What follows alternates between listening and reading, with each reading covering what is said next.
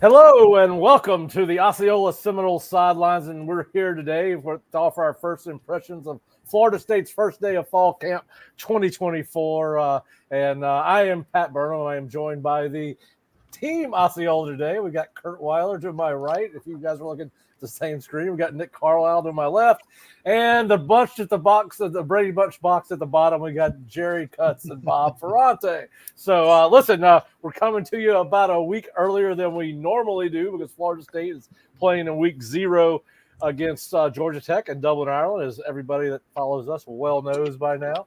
And listen, it was fun to be out there. We got a lot of coverage at the Osceola.com. We've got defensive and offensive observations already posted and up on the site. We've got video from the day's practice. We've got practice notes that we were taking during the thread at practice. So really a busy day for the Osceola as we are back to football season in earnest. And guys, just throw it around the table.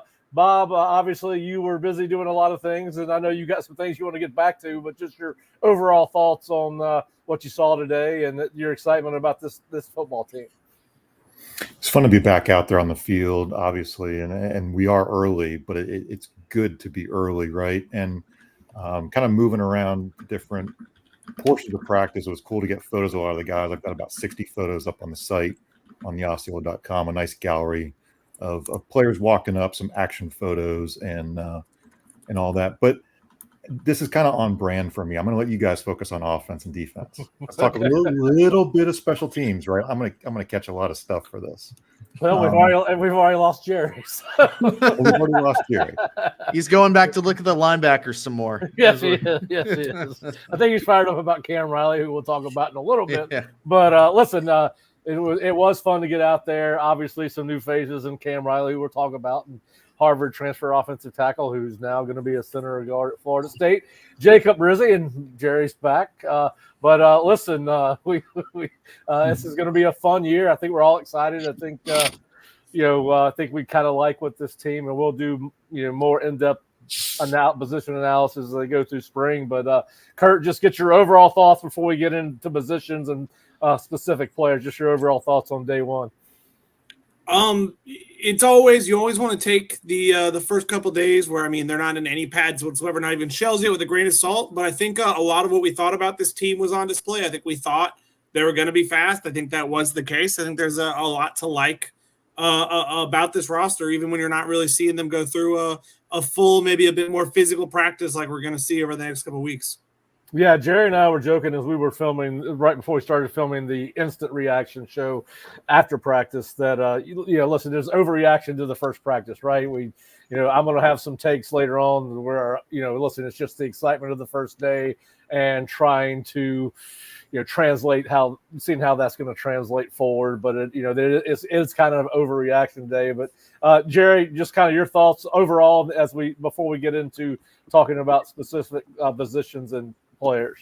I think a lot of talent, a lot of depth at various positions, and good competition between the segments. Yeah, and Nick, what about your thoughts just overall on the day?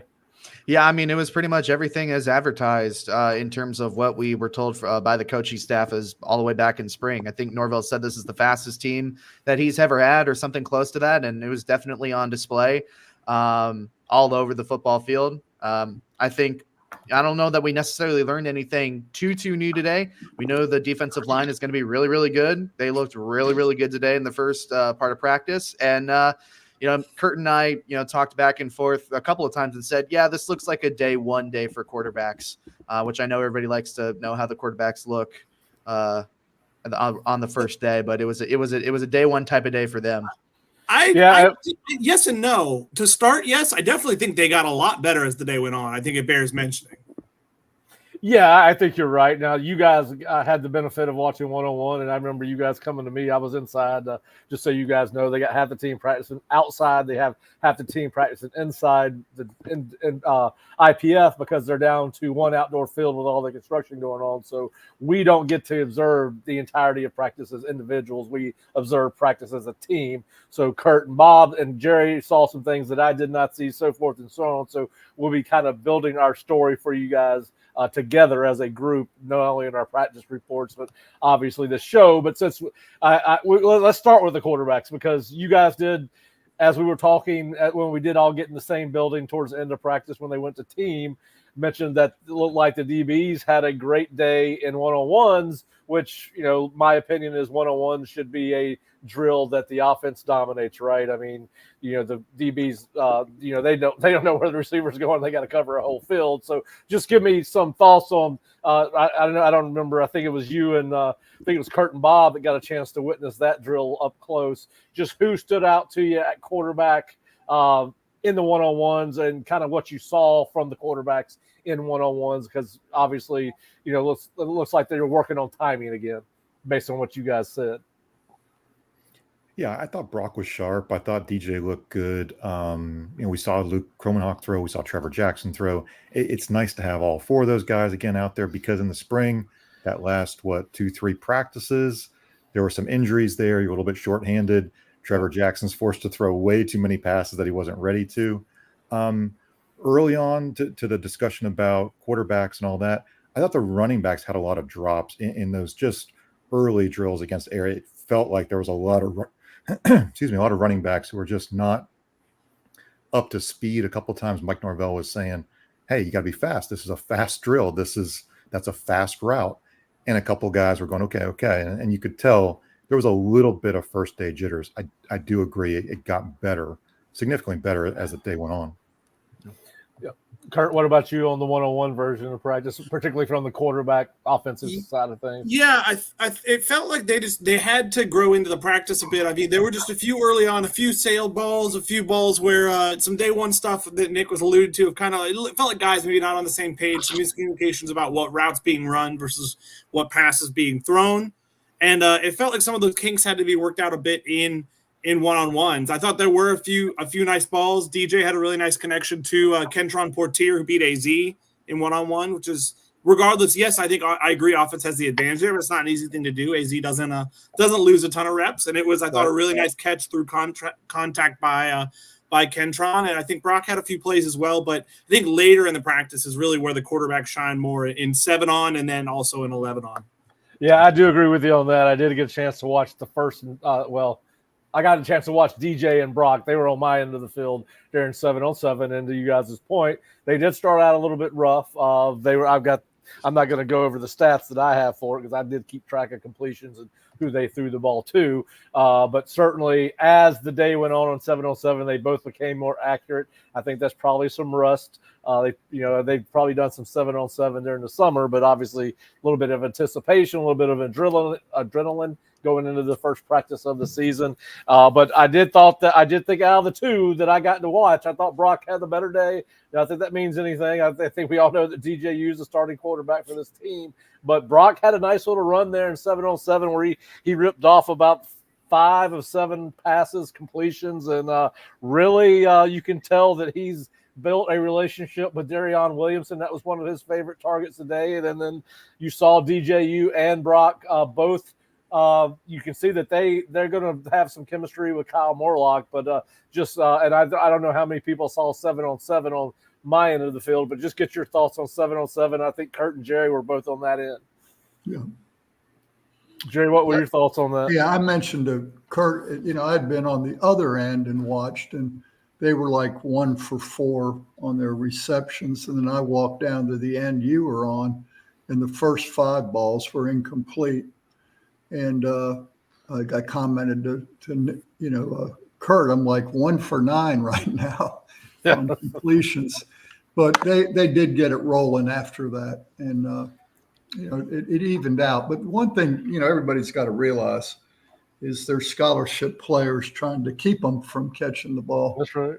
And it was pretty competitive. I mean, there was a lot of bodies flying around. So small windows to throw into.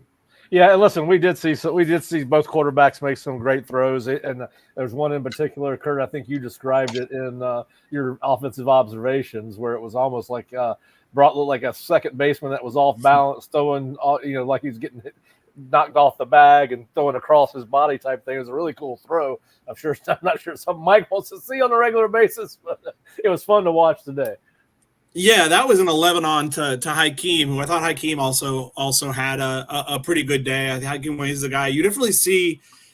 He's a guy. Sometimes I feel like you can tell guys who Mike Norvell really believes can be something special with how hard he is on them, how high his expectations are for them. And Hakeem is definitely, I think, a guy who fits that mold. Where Mike's definitely holds him to a high standard. I think you saw a pretty complete practice from him today. You talked about Darian. I mean, he's a guy who has always impressed me when healthy. And the problem has just been staying healthy for an extended period of time. And I think Mike talked today's kickoff on Monday about, this past summer, the summer program was as good as he's looked. And I thought that really carried over into today. And I thought it was also a good day for Kentron Portier. I talked about him a little bit ago in one-on-ones. I thought he also made some plays later in the practice. Really, I think I forget who I remarked to, but it was kind of a day where the guys who didn't especially blow me away in spring. I wanted more from Kentron Portier in the spring. I wanted more from Hakeem Williams in the spring. Those guys really rose to the occasion, I thought, today and started preseason out on the right foot. It was encouraging for a receiver group we have so many questions about. That was it, and yeah, I do. And I want to ask you, because you guys were not with us the other day when we did kind of a preseason camp preview.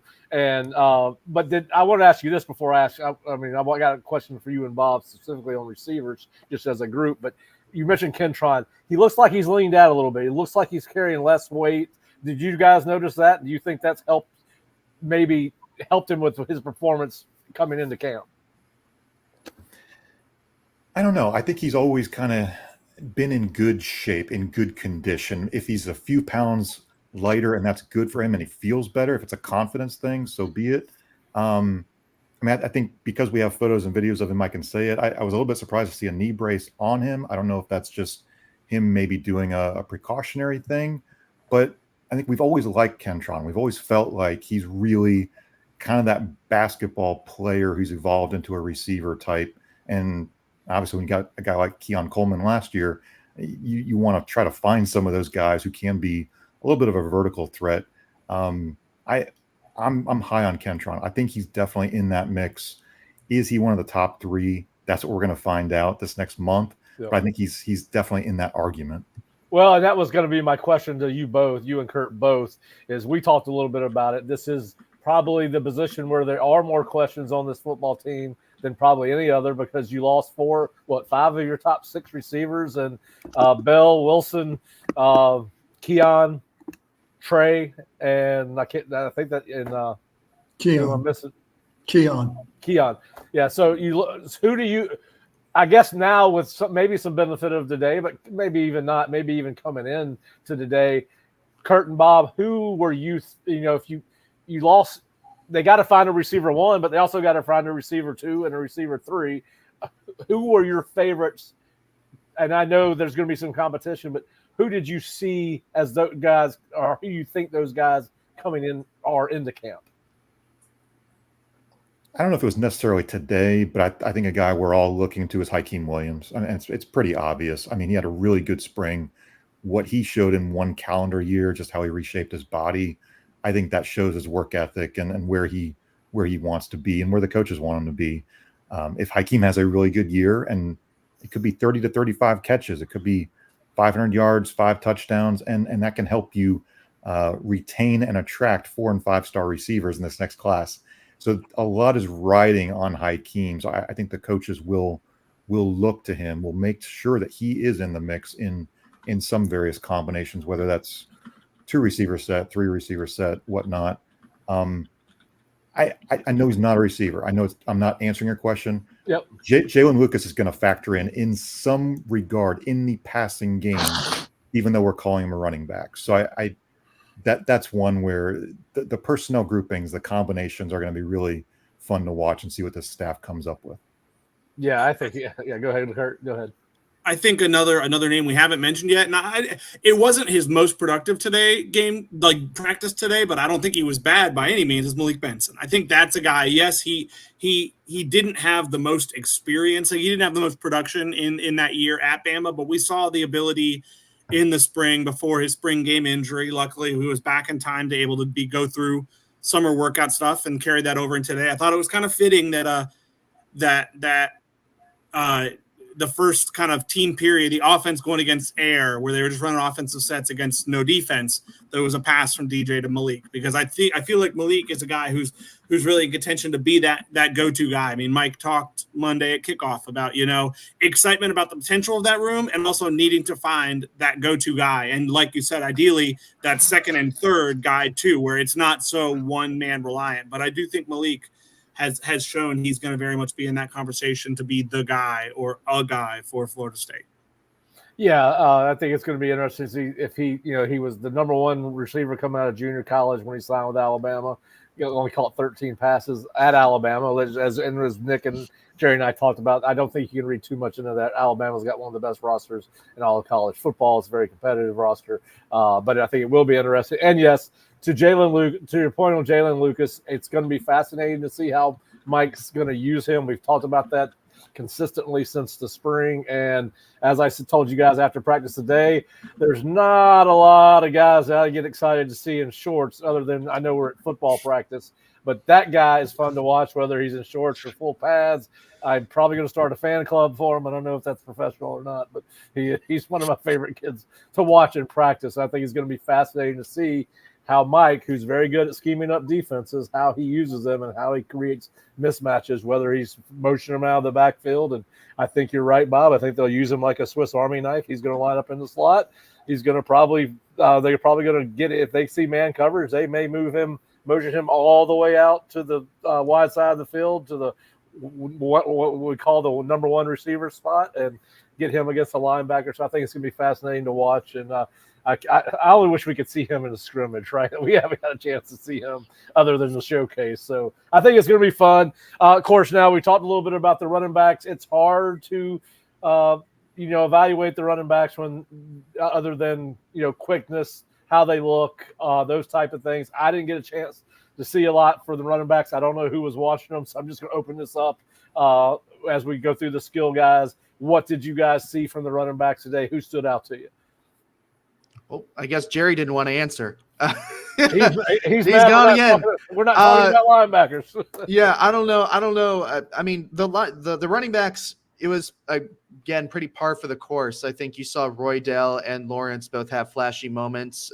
Keziah had a run down the sideline, and it might have been 11 on, it might have been 7 on. I could not tell you. But the running backs came pretty much as we expected them today.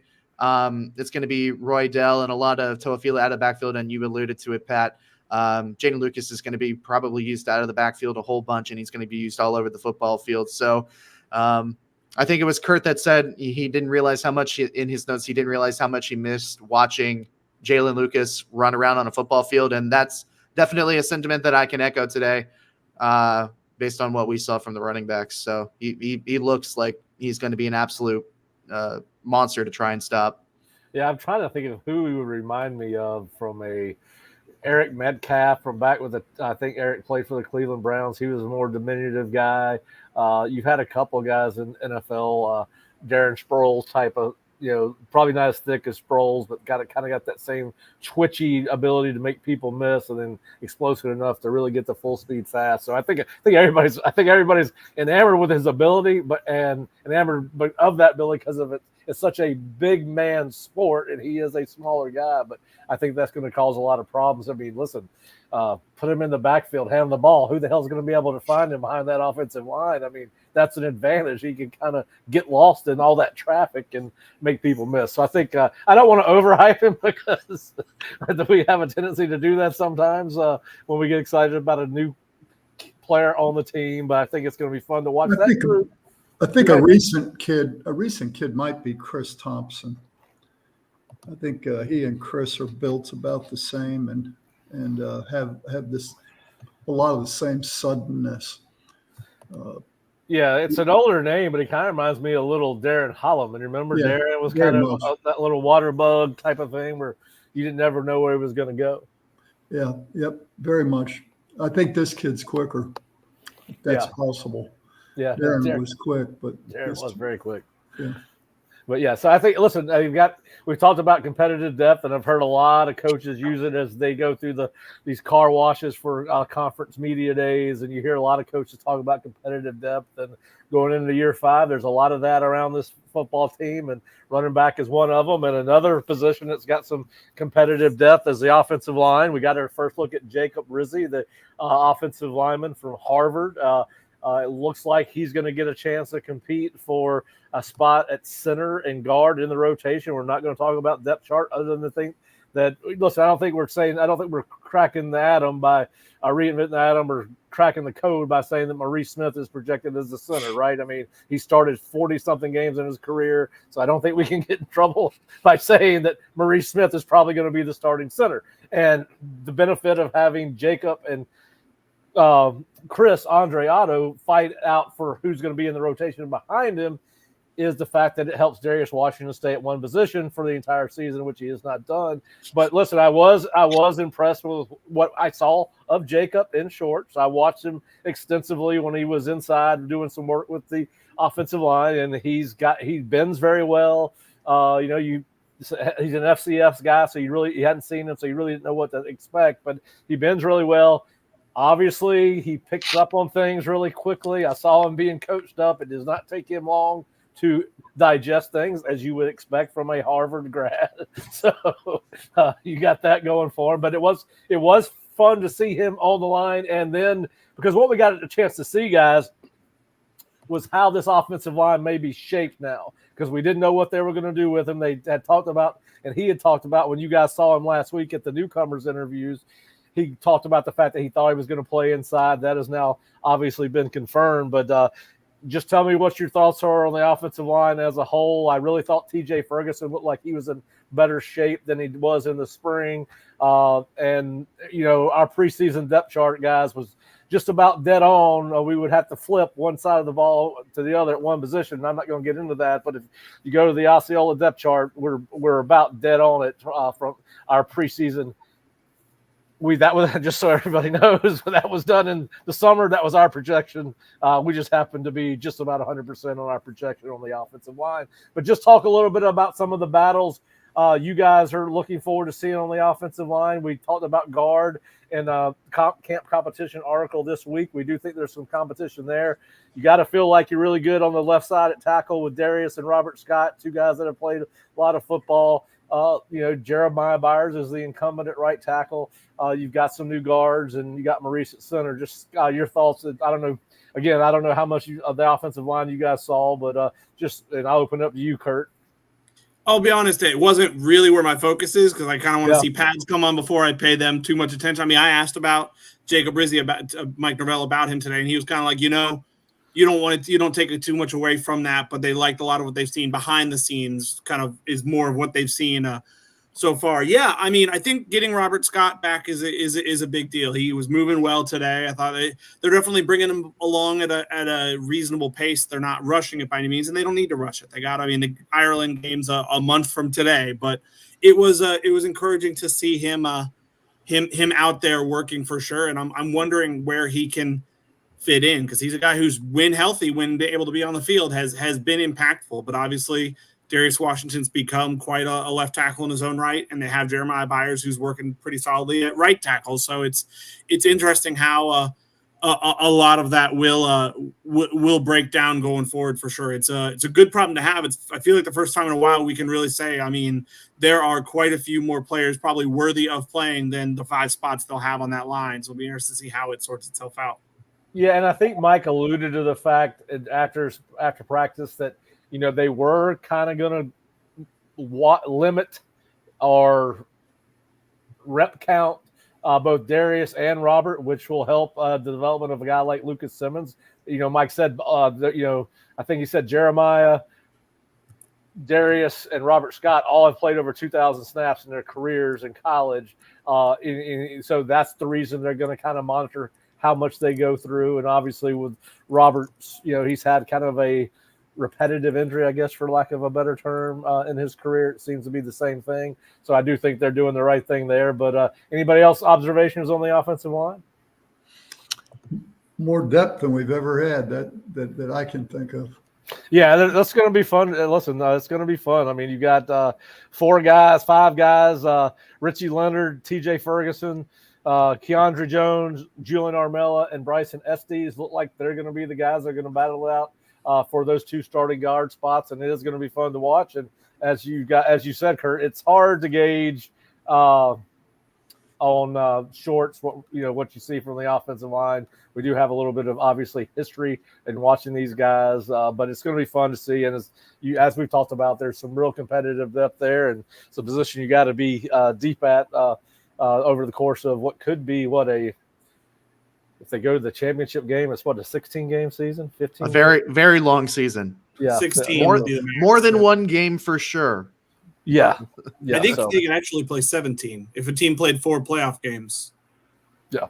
They could play 17. So what it would be the, I don't know if you call it a play-in game, but it's not the quarterfinal. So it would be a play-in, like a 12, I guess, like round of first 12, first quarterfinal, round. semifinal, national championship. So that'd be 4 extra games. So Plus the conference title game plus 12 is 17. Yeah. There you go. So we're getting the NFL model, boys, in a lot of ways. So it's going to 18. Except the rosters just went up for next year. We'll talk about that another time. Jesus. NCAA is going to just is going to sign legislation where every Division I school gets 105 scholarship football players. We'll have some more thoughts on that as we learn, as the questions that we have on it come about. But it's interesting. I think it's wrong, but if you're going to do that, they need to go 5 for 5, no red shirts. You get 5 years to play 5 or 4 years to play 4 and move on. But there's no reason to have a red shirt when you got 105 guys on your roster. We'll talk about that later. Tight end guys, obviously the question is there, and we've said this repetitively. What you don't have right now is a proven run blocker at tight end. You've got a bunch of guys who can catch the ball. I think we were impressed with what we saw out of Amari Williams today. Again, first day in shorts. Doesn't have to worry about getting hit, all those kind of things. But Morlock looks like he's getting more and more comfortable blocking. But just from where y'all's thoughts on tight ends after day one, and what are your expectations going into camp? And that's probably for Kurt and Bob, since Jerry, Nick, and I talked about it the other day. I'll be honest with you. It's still my biggest question mark on this team, maybe with linebackers moving down to number 2. I think Amari Williams is a really interesting position move, and we'll see if this is short-term or long-term. I kind of find it hard to believe that he's going to make a position change coming in over the summer. There's a lot going on there. But if he makes a push, if he could become tight end 3, maybe behind a Kyle Morlock and a Landon Thomas, this is a room that I think the Florida State coaches know they need to reshape very, very much. Not a knock on some of those older guys like Brian Courtney or Jarrell Powers. We just haven't seen it. We haven't really seen it year in, year out, that kind of growth, that tight end. So I think we're kind of curious. Kyle Morlock, Jackson West. Jackson's still looking for his first catch in his career, but there's a lot of question marks in this tight end room. And I just don't know how it's going to sort out yet, but it's a group we're going to be watching. It's funny, the thing about Jackson West, though, when you think about it, he came in as a pass-catching tight end, not a blocking tight end. And what he is known for is that block against Florida in the Florida game where Trey rips off that long run, I believe, if I'm thinking back correctly, or maybe it was Brock when he decided to keep the ball. I can't remember, but he had a great block on a play that went for a long game. That's kind of what we remember Jackson for. So, but I do think it's going to be interesting to watch their development. Kurt, any thoughts on the tight ends? I thought a very encouraging sign that I thought Kyle Morlock was quite good, probably one of the better offensive players at today's practice, especially in 7-on. He was just living over the middle of the field. I mean, he's enough of an athlete where it feels like he could be a real struggle for linebackers to cover on routes down the field. The blocking side definitely is the question with him. But I think Jerry noted, and I think Jerry was right. He was not in bad shape last year, but it feels like he took this offseason going into, I guess, the final year of eligibility for him. He's a redshirt senior now. It seems like he took it very seriously, because I definitely feel like he didn't need to badly transform his body, but he definitely, I thought, added some good weight and looks stronger. And I wonder how that'll help him as a run blocker going into this season. Yeah, I think he'll be. I think I think he'll have his best year as a blocker. I thought he looked really fluid today. I thought he ran really well. I mean, you mentioned him going over the middle a couple times. I thought he looked just as fast as he's ever been. But it's going to be interesting to see how that position develops. All right, guys, we're going to take a break and hear from a couple of sponsors. Then we're going to come back and wrap up the show talking a little bit about the defense. I think Jerry's excited to talk about Cam Riley. I know I am.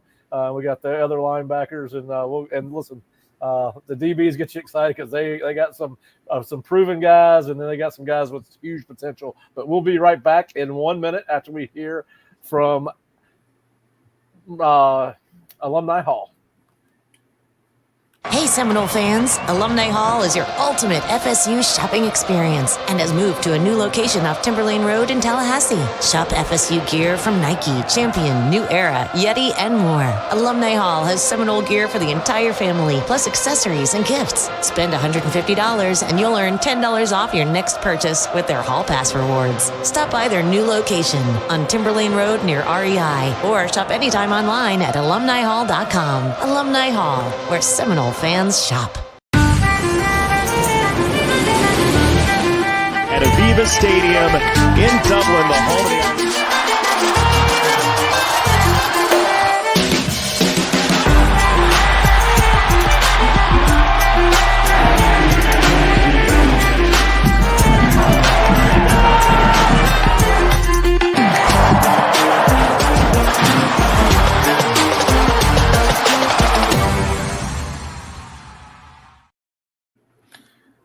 All right, we are back. We want to thank our sponsors for joining us this year. And if you want to go to Ireland, check out Seminoles2Ireland.com. And it's getting close. We're less than 30 days out, I think, from that game. But there's some great travel packages offered by Seminoles2Ireland.com. And we will have Kurt and Jerry out in Ireland. We're going to try to get into the game and get them out of the pubs at some point on the 24th. We'll see how that works. But we are looking forward to hear from those guys once they head out there to report on the Seminoles. But all right, guys, back to football. Let's talk about the defense.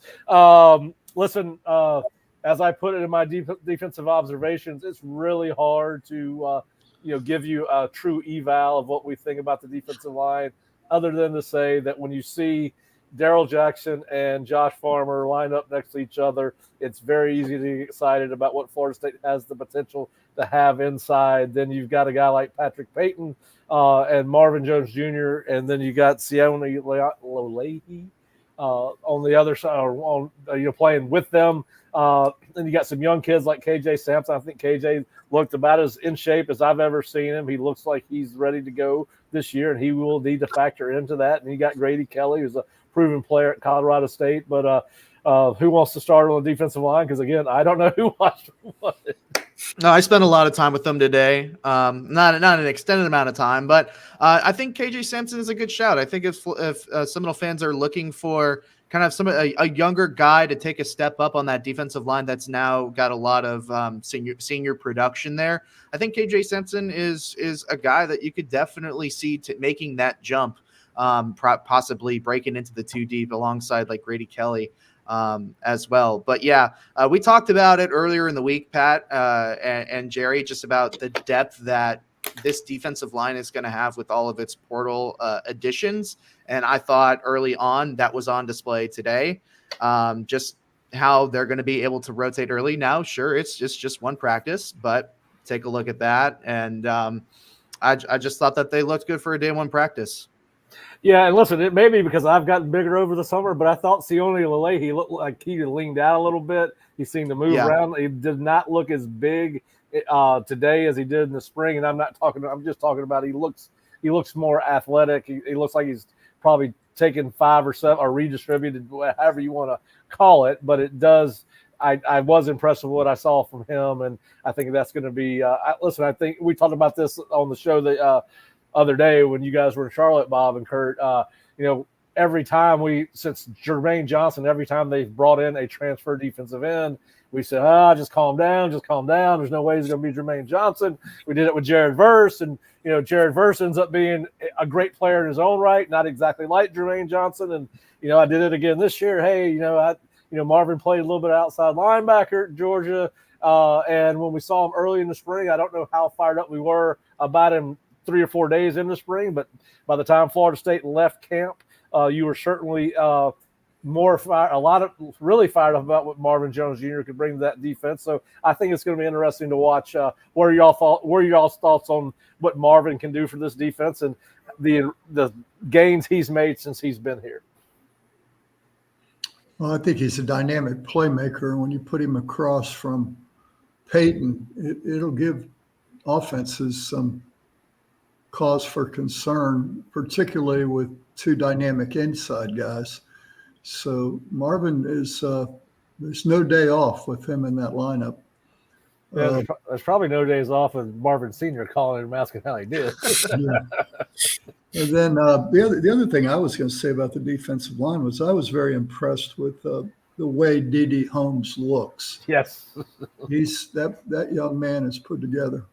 Yeah, his lower half of his body is not incoming freshman. He's thick, and I think he does. We talk about this all the time. Most guys look like Fred. Now he's got a little work to do in his upper body, but you can certainly see there's a lot to work with D.D. Holmes. Yeah, I think that's going to be fun. Now, listen, I don't want to get off the defense, but I feel like we have to go back and answer this question because I believe this is a former Florida State football player that's asking this question. It is Kelly Lowry. He wants to know how did the tight ends look, and Kelly, we just talked a little bit about tight ends, but listen, Morlock, we talked a little bit about him. Morlock looked really good today. I think it's about finding depth at that position, whether it's Jackson West. It looks like Courtney's going to have a chance to be there. And listen, we saw Amari Williams, who signed with FSU, we thought, as a defensive end, and then chose to play tight end. Now, he was a tight end in high school, too. Very good athlete, and he looked the part today. I think it's about finding a tight end who can be consistently block well in the run game. Obviously, we've seen Mike be able to maneuver around a weak tight end unit as he did when he first got here and really didn't have a lot of good tight end or not deep at all. So I think they look good. But I think as we said, first day is in shorts, second day is in shorts. We'll find a little bit more on the third day. For sure. But thanks, Kelly, for the question. We appreciate you watching, man. It's always fun to have former players on here. Hey, Kelly, all of them can catch. Yeah. Our only question is, how good of blockers are they? All right, let's get into the sweet spot for Jerry. Jerry, you and I were on the defensive field the first half of practice in the indoor facility. We both kind of migrated fairly quickly over to linebackers because we wanted to get our eyes on Cam Riley. I think you really didn't know what to expect because, you really don't know what he is in this defense. He was kind of a tweener in Auburn's defense. That's one of the reasons he's no longer there. He wasn't really a linebacker for their system, and I don't think he's really a tight defensive end. And I didn't know really what to expect because this is the first time I've seen him in a football helmet on a football practice field. But I left there feeling better about the linebacker group with his addition. Again, this is an overreaction, right? This is in shorts. But I think he gives Florida State another athletic guy similar to Blake Nicholson. He's a guy that looks like he can run. We saw him attach himself to a couple wheel routes out of the backfield, keeping up with the running backs. We'll see how it goes when he throws on the pads. But just your thoughts on Cam and the linebacker group as a whole. Yeah, I'm with you, Pat. When I looked at his bio, I kind of wondered, well, where's he going to play? And when I saw he was 6'5", I was thinking, man, that sounds like an edge rusher. But after talking to him, when we did that interview with him, he made it clear that he came here as a linebacker and that most of his tackles at Auburn were from the inside position. And so, I don't think he's 6'5". I think he might be 6'4". I mean, he's the tallest of the linebackers, but he doesn't tower over Nicholson. So, sometimes you think when a guy's that long, that tall, he may not run well, but he runs very well. And he looks like he can be a big help to Florida State in replacing Kalen DeLoach. Yeah, because as we well know, it's a long season. The way these RPO offenses, stretching running you all over the place, sideline to sideline. You need depth at linebacker. You need a guy. We all felt coming in that Blake was probably the one guy you felt good in coverage with. You got question marks on the rest. And there's reasons for that. They're legitimate, but I do think that what we saw today from Cam, day one, makes you feel better about where FSU is in that room. Anybody got any additional thoughts on the LBs? No. I mean, I like 55. I mean, I think Parrish is going to be a good player, and I like Cryer, but you can't tell until they get in pads and you know. That's why I was just wanting to go over there and watch Cam a little bit. I've Yeah. seen the rest of them in shorts before, just had never seen him. So yeah, but I think listen, it looks face value first time looking at him. Looks like a good addition to the roster. As you said, Jerry, with linebackers, you really don't know till you put them in pads, and they got to think about two things at once. Am I going to take up and play the run, or am I going to flip my hips and get back in coverage and all those things? So we'll see when they have to dissect what offenses are doing. We'll see how we feel about them then. But listen, first day, I felt like it was a good addition. There were some other kids that they were thinking about bringing in at that linebacker spot. I think that the other kid signed somewhere else, and I'm not going to get into his name, but I think they got the right guy here out of those two. So impressed with that. Then guys, and this is where Kurt and Bob are going to kind of take over the show because we're going to talk about the DBs. And you guys are pay more attention to those guys than I do just because of the way we split practice. But the one thing I can tell you, and I wrote in my defensive write-up, you got to be excited about the potential of this group because of the young guys are very talented, just unproven. And you got some older guys like AZ, like, we had a great spring. Everybody thinks that he's going to be a guy that's, plays himself into a really good draft position this year. And you got Shaheem coming back as a starter in the secondary. Just your thoughts on the DBs as a whole and what you guys saw today at practice. Yeah, I think who you have in your two expected starters in AZ and Fentrell Cypress both looked the part in a big way. I think Fentrell's a guy who really, it felt like Fentrell came into his own down the stretch of last season. It felt like he had some growing pains, learning a new defense after being at Virginia for so long early last year. And by the end of last year was a fairly reliable corner opposite Renardo Green, playing kind of the field corner role. And I think he had, a great first day today, frankly. I think he did a great job locking guys up. He made one of the more impressive plays overall of the day.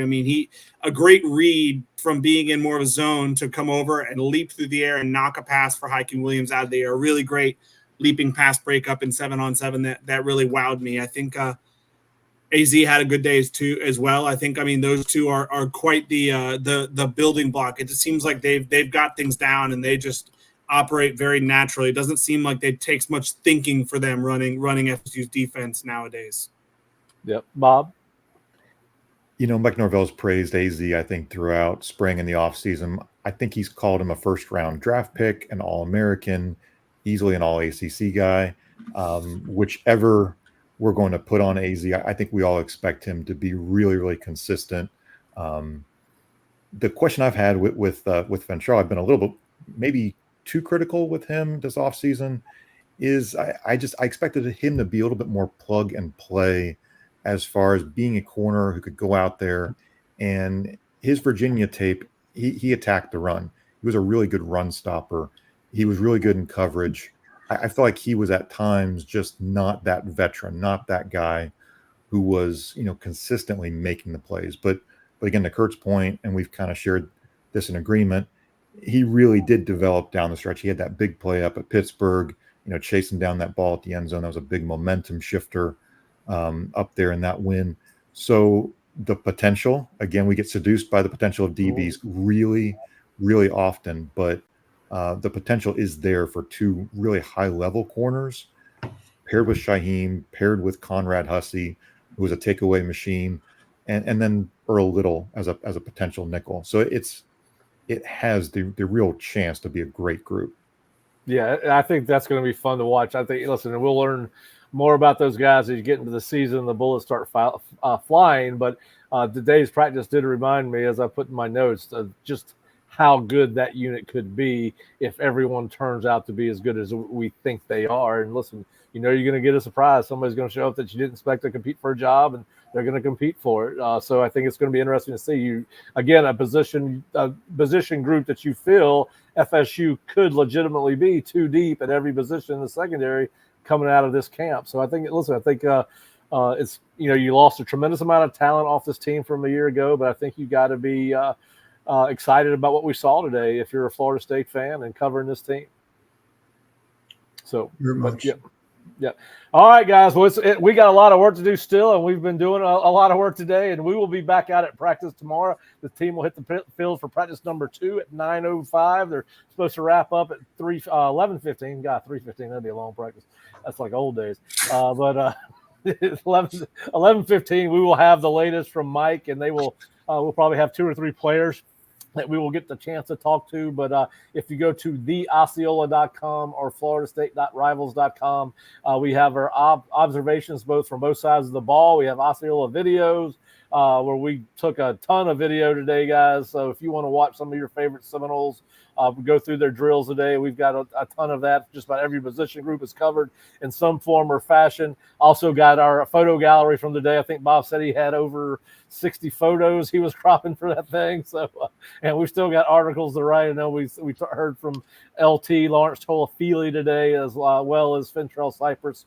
So we'll have more coming at theosceola.com, and we'll be back tomorrow with a post-practice first impressions, and then we'll be right back here at 3 o'clock. Probably go a little bit shorter because you're going to get tired of hearing us talk about guys in shorts, and we may dive into 105 scholarships a little bit more.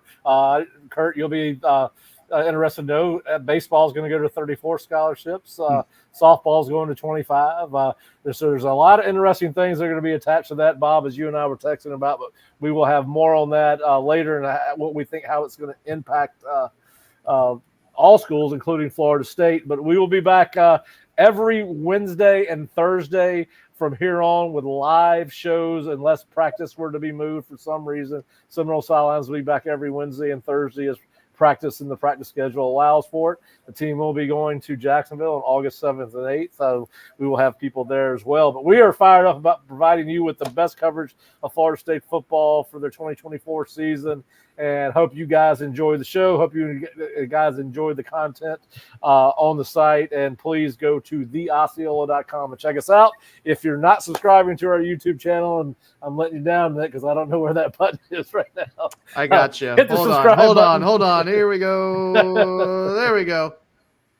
Hit that subscribe button. Sign up for notifications so that you know when we are going live on YouTube. But you go to the Osceola YouTube, follow us on Osceola Twitter, follow us on Osceola Facebook, and you will get notifications of when we are going to do shows just like this. But we will be going to a more normal schedule now that the team is back on the practice field. But it's been a busy day, guys. It was a hot day. I think we all need to get hydrated, and I don't mean with beer.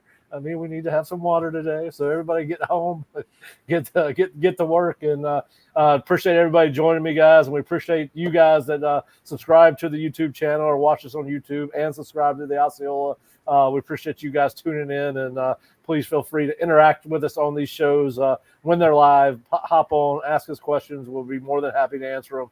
And listen, guys, I'm just fired up. It's a fun time of year. As my niece, who works in the University of Georgia recruiting office, texts me at 9:30. She goes, "I know you're the happiest man on earth today. No one likes to be at football practice more than you," and she was right. But we'll be back tomorrow, both right after practice with a taped first impressions, and we will come back to you tomorrow at 3 o'clock, and hope everyone enjoys the rest of their Wednesday. And it's that time of the year, guys. It's going to be a fun ride. It'll go by just like that. We'll be sitting here and reporting from a bowl game or a playoff game before we know it. And these next 30 days will go by extremely fast, and we're excited about this team. We know you are, and we look forward to coming back here and talking football as much as we can. Y'all have a great day.